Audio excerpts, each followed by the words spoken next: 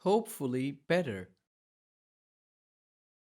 A girl was in her last year of studying at university. She wasn't disciplined, would listen to songs and watch television for most of the time. She wouldn't give herself time to read Quran or even listen to it. Despite all that, her well-disciplined cousin proposed to her. He memorized the holy book since he was 10 years old. She got scared of his discipline and thought that he would corner her and take away her freedom.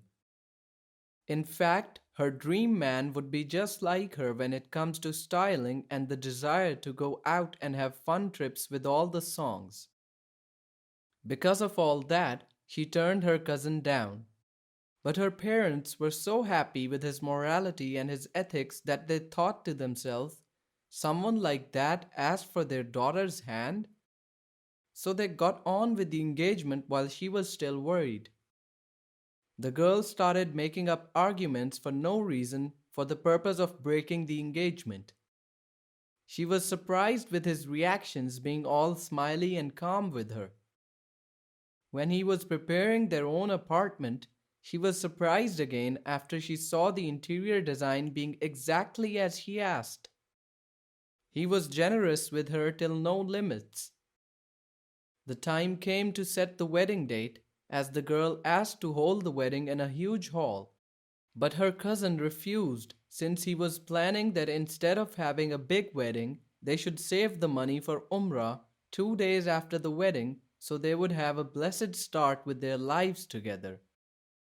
They had their wedding and they went for Umrah.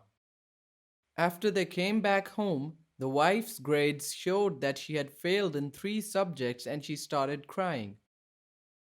The husband started comforting her and he reminded her of the hadith of the noble messenger and said, "Strange are the ways of a believer, for there is good in every affair of his.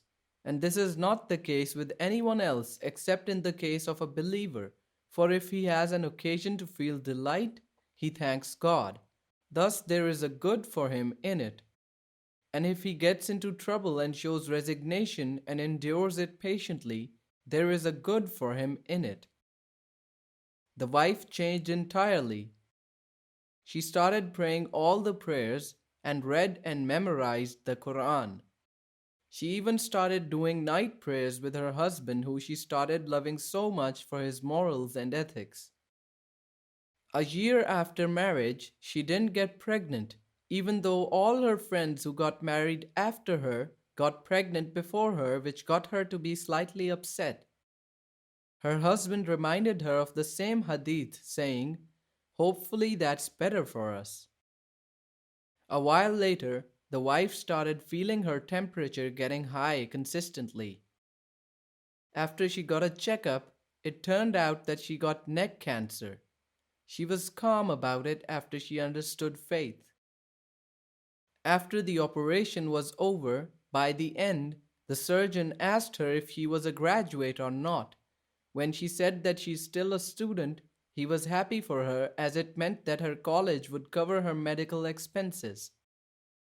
Afterwards, he asked her if she was pregnant, and she said no as well.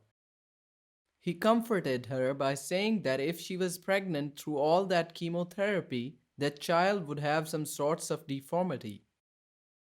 The wife left the doctor's room thanking Allah and remembering the hadith her husband kept on reciting before.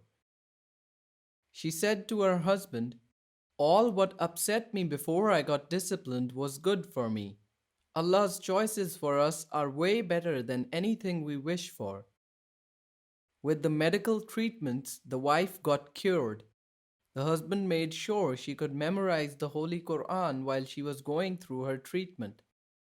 Lastly, Allah blessed them with twins, a boy and a girl. ومن يتق الله يجعل له مخرجا ويرزقه من حيث لا يحتسب ومن يتوكل على الله فهو حسبه إن الله بالغ أمره قد جعل الله لكل شيء قدرا